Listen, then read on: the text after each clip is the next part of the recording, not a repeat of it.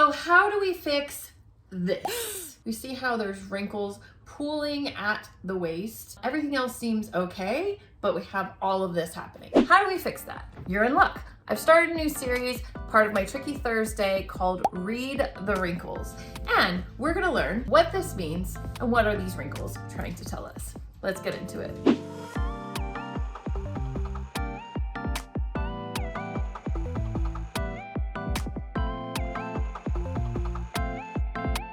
Hello and welcome back to my channel. My name is Trisha, your pattern nerd friend, owner of Creative Costume Academy, and on this channel we talk about fitting, pattern making, and sewing, and we have started a new series here called Read the Wrinkle, part of our Tricky Thursday series where I share a tip or trick with you every Thursday. And we are diving into what does it mean when you get this pooling of fabric, these wrinkles just right there at the waist. What is it trying to tell us? So this is a common problem. It's actually a comment that somebody mentioned. They wanted some advice on this. So we're going to dive in. How do we read these wrinkles and what do we do to fix it? So let's get into a bit more of what's actually going on here. So we're going to assume for this exercise that everything else here fits pretty nicely, but down here at the bottom is our problem. We see this pooling of wrinkles and nothing really happening too much in the front. It looks pretty nicely fit in the front, but we see it starting at the side and starting to have a deep wrinkle going into the back. There's a couple things happening here, and I'm gonna explain the why before I tell you how to fix it. And of course, there are several different ways to fix it. Now, we are seeing this example on a bodice, a top that is meant to stop at the waist, and we have this extra fullness happening down here. You can also see this in full dresses or tops that go past the waist. And the reason that you're seeing this pooling down here at the bottom is because there is too much length between where the waist sits on the pattern itself and where the waist is sitting on the body. Essentially, the waist for the garment is too long for the body. And the reason that you start getting this fullness, this gathering happening at the lower back is because once you go past the natural waist, we start to go out again. We start to go out into the hips, which is generally wider than the waist. And especially if you are blessed with a nice backside, Isabel doesn't really have that going on here, but it's still creating that effect. If you have a nice backside and you come in at your waist and then go out again at your booty, that is why the fabric is pooling up here, because there isn't enough width to slide down and go into the hip area as the fabric wants to. So since the hip and the waist are stopping it, it gets caught right above the waist here and doesn't have anywhere to go. So that is a common occurrence that happens, especially in longer tops or dresses that go past the waist. So how do we fix it? So thinking about it in this way, that the length is too long, look what happens when we fold up at the waist and shorten the length here. Do we see how the wrinkles have gone away? And even going into the side, notice how now we no longer have wrinkles. So if this is meant to be just a bodice that stops at the waist, then you could fold this up and mark this bottom fold as your new waistline and add whatever seam allowance you need to finish off the top.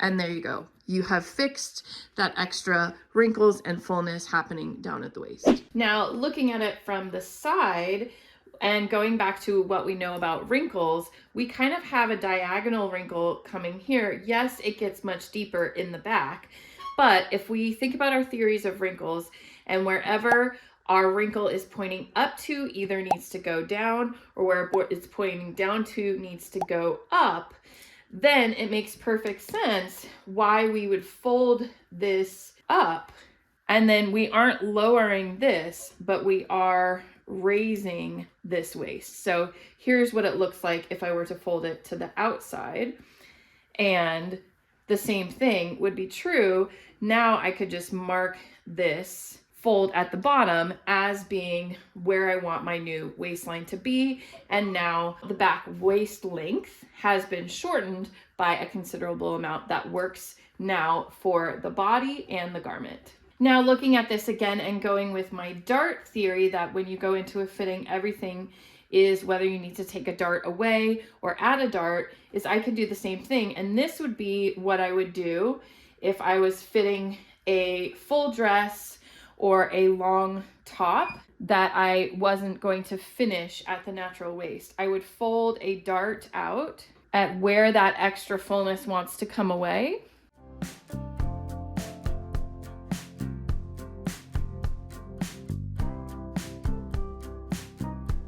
And there we have it. We can see that the back length is much better with taking this dart away. Here's the fat part of the dart, and we taper to nothing where we need to stop taking away that extra space. So this is essentially a fisheye dart, or a dart that we can get rid of. This is also known as a swayback adjustment. Now, thinking about it in another way, the reason I said that this was all pooling right here at the waist is because we go back out beyond the waist into our hip area. So this part of our body gets wider than this part of our body, yet the pattern hasn't been adjusted to come in and then go back out again.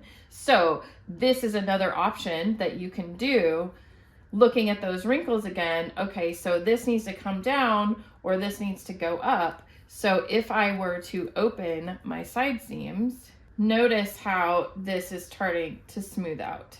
Now the fabric isn't constricted and being pushed up to be sitting right there at the waist. So if you wanted your top or your dress to not stop at the actual waistline, this is another option. You will of course have to add some extra fabric into the hip area to go down past the waist. But if you have extra seam allowance like I do here, you can easily get that in and fit it to where it's supposed to go. So that is another option of what can be done when you're finding that pooling of wrinkles down here at the waist. So if you adjust the length for a bodice that ends at the natural waist, it's a matter of folding up or down and marking that waistline. And that's all you need to do to transfer that information to the pattern. Now let's go over what happens if you're taking out that dart and you have a full length dress. I want to show you quickly how to do that. And then you will know how to deal with wrinkles at your waist. Now, if we went with the method of just folding it up at the bottom because that is our goal, then you would want to mark where you've done that fold. So this is the bottom of my little mock-up. So now I still have the dart in here, so I want to be mindful of that. I can either close the dart on my pattern or I can copy it. You can mark the new bottom of where you want that waist to be, but like I said, do be mindful of the dart and where that is located on your pattern, making sure that that's closed when you're transferring this information. And then this one even goes all the way into the front, which is just a matter of continuing that line where it needs to go. And that is going to be the adjustment that we need for this pattern, is that this will become the new waist, and you can add whatever seam allowance or to finish off your pattern that you would need for that. Now, if you did the dart situation and more of a sway back, if it's a longer top, let me show you that.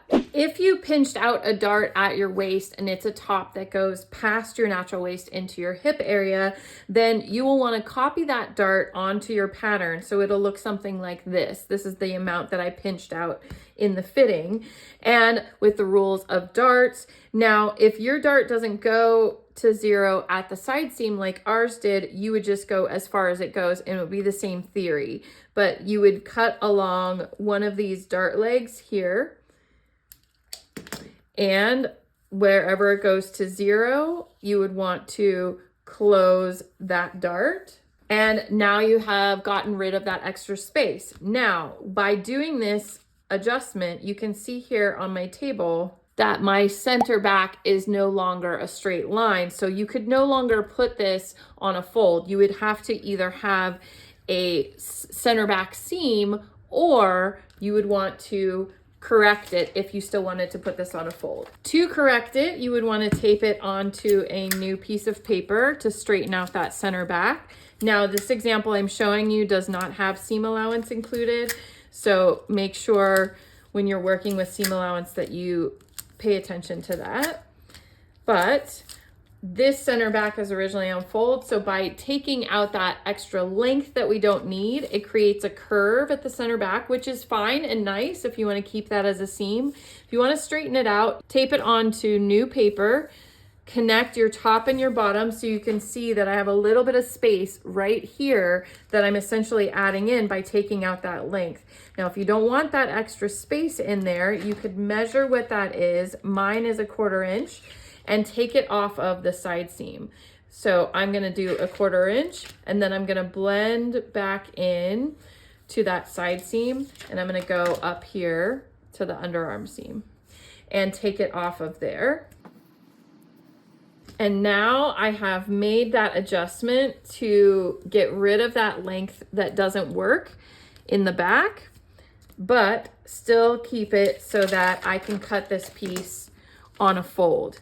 Now, one thing to be mindful of if you're going to do the adjustment this way is you want to check and make sure that your center back neck and your center back hip are at a 90-degree angle, because we have tweaked the angle of this. And now this new center back line becomes your grain line. And this extra space, we aren't worrying about it because we went ahead and took it out of the side seam. Thank you, and hopefully you found this helpful so that the next time you're in a fitting and you see that pooling of fabric down at the base of the waist, you have some options to try to figure out what will work best for your situation.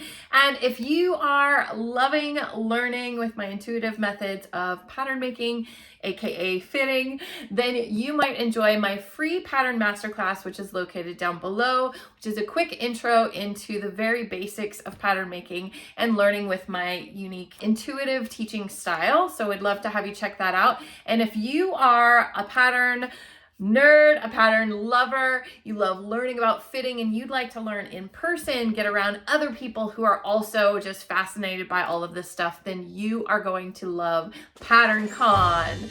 And PatternCon 2026 tickets are on sale now. PatternCon was created this year for the very first year, and it was loved by everyone who attended. And so we have decided to move on to planning 2026. Yay, we are so excited. You can find information about PatternCon 26 down below or at patterncon.com. We are planning on hosting PatternCon 26 in Atlanta, Georgia.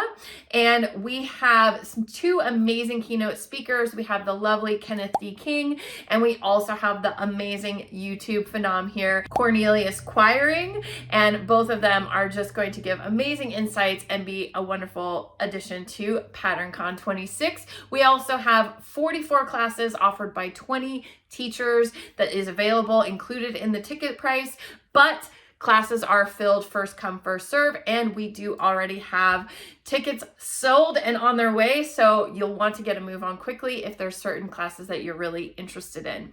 And last but not least, we have hot meals included for both days. We also have goodie bags, prizes, vendor alley, and lots of other amazing stuff for us all to connect on this superpower that everyone should have. So we hope to see you in Atlanta. But until then, thanks so much for watching, and thank you so much for all the feedback and giving me ideas of what you'd like to see next. I really, truly appreciate that. Keep them coming. It helps me so much know what to create that will help you, and I will see you next time.